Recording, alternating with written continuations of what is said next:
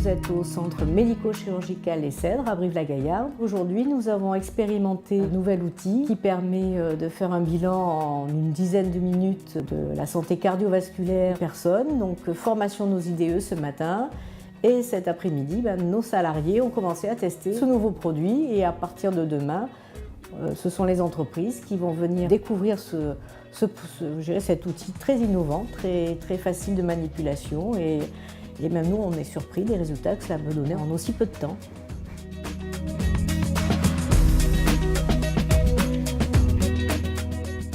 C'est pas un diagnostic, c'est anonyme. Utilisation des données de santé. Ça s'appelle LipidoCare, ça prend le profil lipidique en 3 minutes. Donc ça fonctionne comment? J'ai des bandelettes ici qu'on insère là-dedans. Ça va. Ils font plus mal les nôtres. Ça fait rigolo.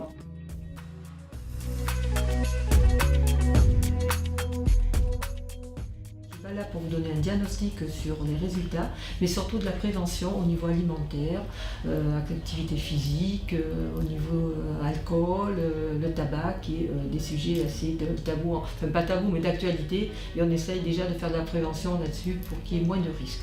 Voilà, c'est dans ce but-là que nous faisons ce dépistage. Laurence Demailly-Philippot, je suis adjointe de direction dans cet établissement depuis 2003. Ravie d'avoir pu, en un quart d'heure sur mon lieu de travail, obtenir des conseils pratiques.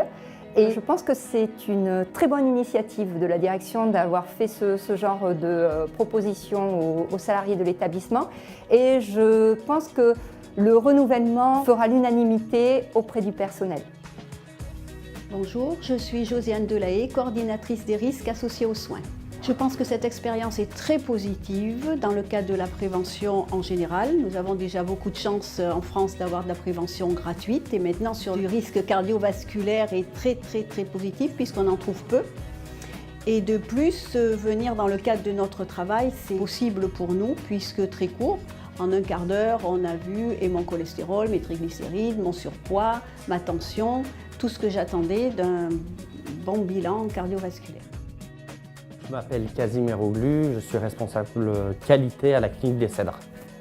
J'ai appris des choses sur mes facteurs de risque. Il y a une chose qui m'a marqué, c'est que le taux de cholestérol n'est pas forcément lié au poids. Je ne le savais pas.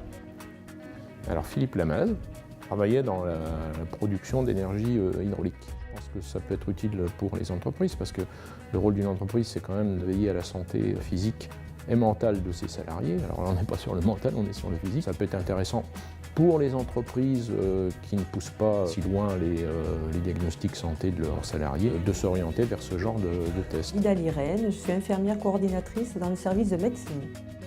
Alors cette première expérience, ce que j'ai apprécié, c'est la manipulation de tous ces petits objets. Bien que nous déjà, dans notre profession, on a le tensiomètre, mais bon, moi je ne suis pas très adepte de l'informatique, donc avec la tablette, il a fallu un temps d'adaptation, mais j'ai trouvé que c'était assez très bien. Je pense qu'on est sur un outil innovant et qui permet en plus d'apporter une démarche santé au plus près des personnes. Les personnes n'ont pas à faire la démarche de se déplacer pour voir un médecin, pour aller faire des analyses. C'est un outil qui peut compléter la prise en charge des personnes, notamment des salariés. Ça peut répondre à un vrai souci de prévention de terrain.